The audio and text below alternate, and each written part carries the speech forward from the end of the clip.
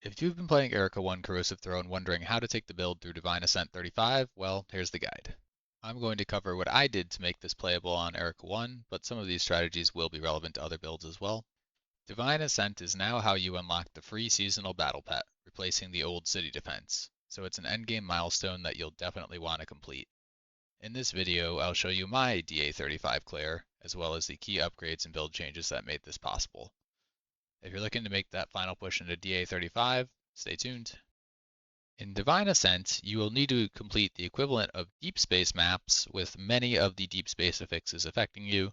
These include the damage ones such as Scorch, Maim, Rot, Frost, which can freeze you, as well as all of the crowd control and curse effects, which you'll get 5 each in the final stage, tier 35.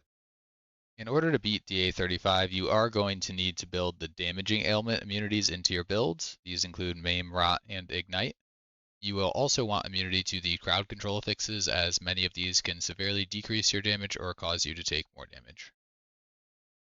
So, what we did on Erika 1 Corrosive Throw, the first big thing you'll see is that we did equip an Eternity. This was changed this season, but it does still effectively do the same thing and giving you a lot of scaling damage after killing mobs. We did also use a Divine Grace belt blend this season. I felt that this was pretty good in adding some additional survivability as well as decent damage. We upgraded our gear to a fairly high level. You'll see we have priceless in each slot, and we were probably somewhere in the 30 to 60 trillion range for this video. One important change we made is that we added a corner with 2 immunities, Ignite and Trauma. The third immunity you could either get on another slate, or in our case, happen to drop a lucky Undetermined Fate with several micro slots. You can just use 3 micros for wilt damage taken. You can replace these over your other slots as well. Now, in order to add back some defense with the Eternity, we did add a Medium Ember Automaton module. This one gave us some resistance to make up the resistance lost, as well as attack and cast speed. Ground Slam on this will also help by doing negative 25 additional damage dealt by enemies within 10 meters nearby. So this does help make you more tankier. They had pretty good uptime for me without any further supports. Now, with Divine Grace on belt, we did go back to a defensiveness pedigree. We pulled out the defensiveness survival will one that I still had. Something like this will be a great option, though it does not have to be survival will. If you are using Divine Grace on belt, you will need a defensiveness pedigree. Along with our Divine Grace belt, we did add an inverse prism to the build finally. They are incredibly expensive this season, so I don't recommend getting anything too crazy.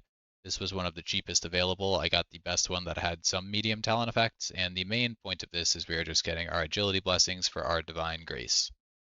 Finally, for Divine Ascent, we do want to make sure we're getting crowd control effect immunity on our Phantasmagoria. In terms of my thoughts on this challenge, I do like the direction they've gone in needing to make a mapping character. However, the level of gear you need is much higher than was previously required even to beat City Defense 7. They may need to fine-tune that next league or even with a patch this season if not enough people are able to complete it. That being said, it was pretty fun. It isn't particularly difficult. You may need to reroll a few times to get a good final set of modifiers for DA35, but you can beat it all within one screen. The way this works is you can jump forward to up to 5 maps. The timer will continue to run and you need to fill the bar all the way. Then you'll get a boss at the end. If you have an Eternity, it is definitely most efficient to just stay in the first world, stack up your Eternity, and kill everything in that level. That will be enough to finish DA35. So now I'm just going to show my full clear of DA35. This took about 2.5 minutes. You'll see at the beginning I'm playing pretty cautiously, trying to hang back and just build up my stacks of Eternity to cap that out. That'll make the clearing much faster. I do also have Explode on my offhand weapon, which does help a bit in this. You will sometimes get difficult modifiers. Sometimes I was just dying very quickly to various things like Fatal Rifts opening, but eventually if you just reroll a few times, you will probably get a much easier set of modifiers. I'm still playing fairly cautiously at this point, but now that we're fully stacked up, it gets a lot smoother. You need to complete the bar at the bottom and then kill the boss at the end, which will require at least maybe 15 to 20 seconds extra, so be aware. As you do events in the stages, this bar will increase much faster. Here we have to kill 2 bosses.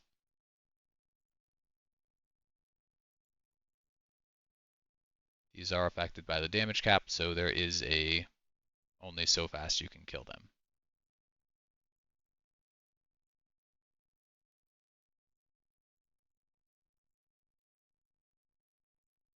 and you'll see the large jump upon killing those bosses on our bar.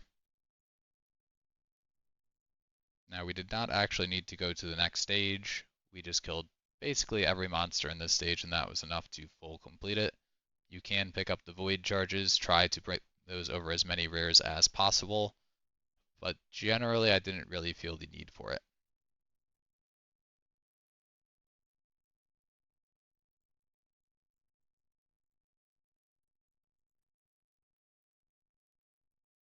If you do go through the portal at the end of the map, you will need to restack your eternity, so be aware that that will significantly hamper you for a bit.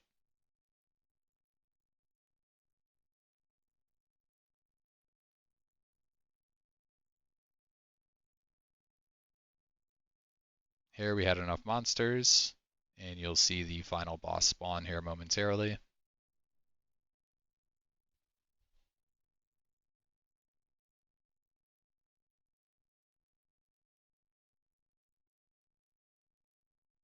We had nearly 45 seconds to spare, so this was fairly straightforward. Some of the bosses do have invulnerability phases, so they may take a little bit longer, but this one was pretty easy.